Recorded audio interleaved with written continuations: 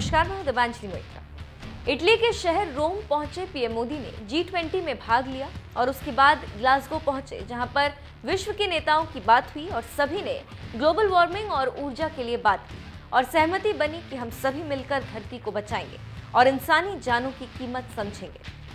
आपको मालूम हो कि कई समुद्र के नजदीकी देशों के डूबने की आशंका जताई गई, जिसमें Maldives, Philippines, India, Bangladesh, Indonesia जैसे देश शामिल और इन देशों को बचाने के लिए सभी लोग प्रयास कर रहे हैं।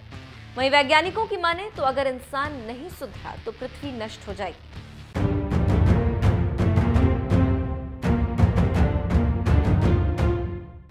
इसी बीच खबरों की माने तो पाकिस्तान से विवाद के बाद से सारे संबंध स्थगित हैं और ना ही भारत बात कर रहा है, ना ही पाकिस्तान। इसी बीच कई बार देखा गया है कि भारत के विमान और राष्ट्राध्यक्ष पाकिस्तान के रास्ते से नहीं जाते, क्योंकि पाकिस्तान अपना हवाई क्षेत्र उपयोग करने नहीं दे रहा। इसी को लेकर प्रधानमंत्री मोदी जब G20 शिखर सम्मेलन के लिए इटली गए तो पाकिस्तानी हवाई क्षेत्र का उपयोग करने की अनुमति मांगी थी। इसी अनुरोध को पाकिस्तान ने स्वीकार कर लिया है और खबरों की माने तो प्रधानमंत्री मोदी के विमान बोइंग 777-300ER K7006 पाकिस्तान के हवाई क्षेत्र से होते हुए दिल्ली लौटेगा। सूत्रों की माने तो भारतीय अधिकारियों ने पाकिस्तान के विदेश मंत्रालय से मोदी की विशेष उड़ान के लिए उसके हवाई क्षेत्र के उपयोग की अनुमति मांगी थी।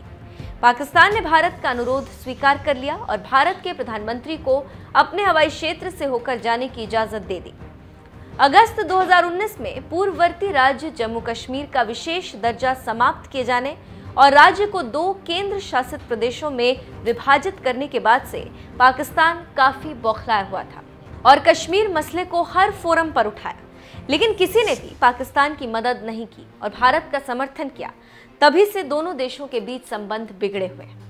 पाक मीडिया की माने तो इससे पहले एक भारतीय वाणिज्यिक विमान ने भी आवश्यक अनुमति प्राप्त करने के बाद पाकिस्तानी हवाई क्षेत्र का उपयोग किया था। पिछले महीने प्रधानमंत्री मोदी का विमान पाकिस्तानी हवाई क्षेत्र होते हुए अमेरिका गया था। पाकिस्तान से अनुमति मिलने के बाद उसके हवाई क्षेत्र का उपयोग किया गया था।